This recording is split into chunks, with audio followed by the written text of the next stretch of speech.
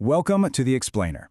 Today we're diving straight into a topic that's honestly a total game changer. We're talking about that crucial intersection between your physical well-being and your professional success. We are going to unpack 6 pivotal lessons from a truly powerful book review written by leadership coach Karen Atiles. Karen reviewed Dr. Vonda Wright's groundbreaking book, Unbreakable, A Woman's Guide to Aging with Power. And the big core premise we're exploring today, it's that a leader's physical health is absolutely not just a personal matter, it is literally their ultimate professional asset. Here's our agenda for today, covering those 6 critical lessons from Karen's review. 1. Aging is not declining. 2. Muscle is an asset. 3. Menopause deserves better answers. 4. Unpacking the FACE protocol. 5. Physiological age versus chronological age. And 6. How professional health drives professional leadership. All right, let's jump right into lesson 1. Aging is not declining. And this whole conversation is really anchored in Karen's own deeply personal story. So picture this. Karen is highly disciplined, yet she was suddenly dealing with this crushing fatigue and muscle loss. But when she went to medical professionals looking for answers, what did she hear? Things like, well, that's just part of being a woman, or you're getting older, and you'll just have to get used to it. I mean, these are the exact same dismissive phrases millions of women hear during midlife. Karen said she felt mad. Mad at what she was being told to just accept, and deeply sad about her body feeling like it was giving up. But here's the thing. That frustration became her catalyst. Instead of just throwing in the towel, Karen took ownership.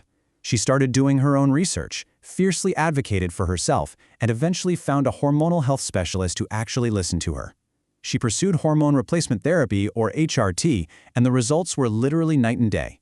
Her energy came roaring back, her mental clarity snapped right back into focus, and she went from barely surviving to completely thriving. She realized she didn't need to just tough it out mentally, she needed to be a better advocate for her physical health. And that brings us directly to a core concept from Dr. Vonda Wright's book, Unbreakable. Dr. Wright, who is an orthopedic surgeon and longevity specialist, makes a really crucial distinction here. Aging? Well, that's just the inevitable passage of time. It's the calendar. But declining? That is often an optional loss of physical function that is totally dictated by our lifestyle choices around things like strength, nutrition, and hormones. We can't stop the clock, sure, but we have a massive amount of influence over how our bodies actually function.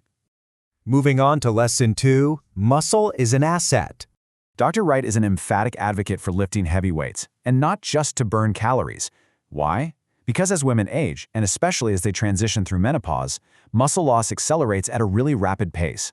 But preserving that muscle does incredible things. It boosts your metabolism, skyrockets your energy levels, improves your bone density, enhances your balance, supports insulin sensitivity, and even protects your cognitive function. So building muscle isn't some vanity project, It is a strategic leadership asset that preserves your capacity to operate at your absolute best. All right, lesson 3, menopause deserves better answers. Dr. Wright coined this fantastic term for the major hormonal transition of menopause. She calls it menalescence.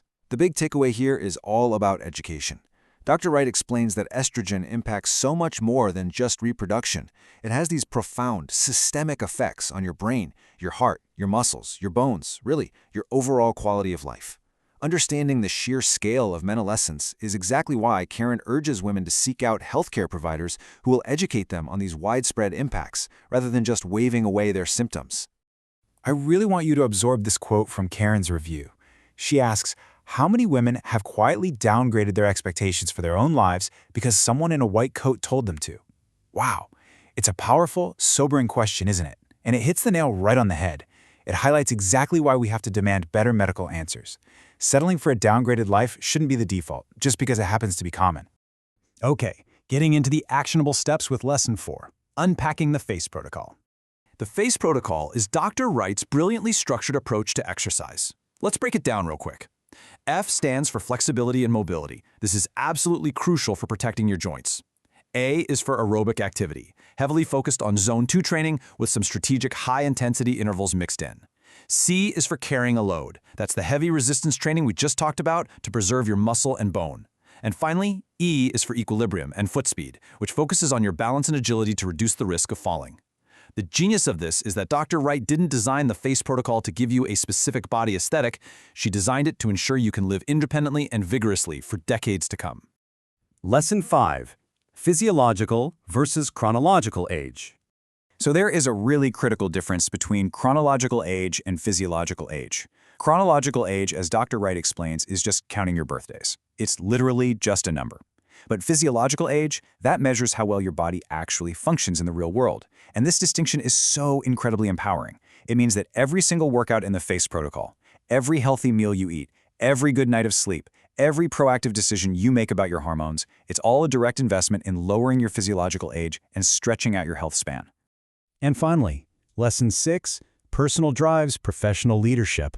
The entire core thesis of Karen's review comes down to this statement. Taking care of your health isn't separate from leadership. It's one of the foundations of it. As leaders, we often like to compartmentalize, right? We think health is our personal life and business is our professional life. But Karen argues they are completely inseparable. When she was exhausted and battling brain fog, it took a direct toll on her ability to serve her executive clients. You literally cannot pour from an empty cup. By prioritizing her health, she didn't just feel better personally, she fundamentally restored and enhanced her capacity to lead professionally. Because at the end of the day, your body is the asset behind every single decision you make as a leader. So, as we wrap up this explainer, I want to leave you with a reflection question, inspired directly by Karen's journey.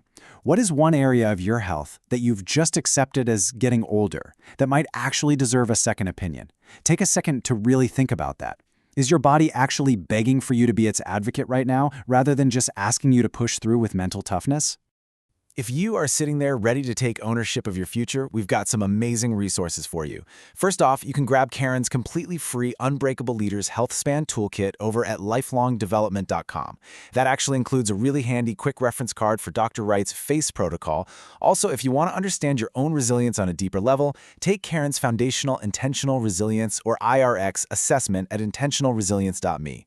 Karen developed the IRX framework herself through years of dedicated research. And for sure, if you want to dive into the deep end of the medical science behind all this, you absolutely need to pick up Dr. Vonda Wright's book, Unbreakable.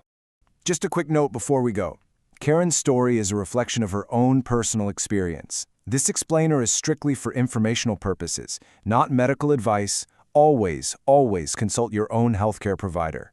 But the big, overarching lesson remains crystal clear. Taking care of your health is not selfish. It is literally the greatest investment you can make in the people you love, the clients you serve, and the leader you are destined to become. Thank you so much for hanging out with me for this explainer, and here's to taking total ownership of your health span.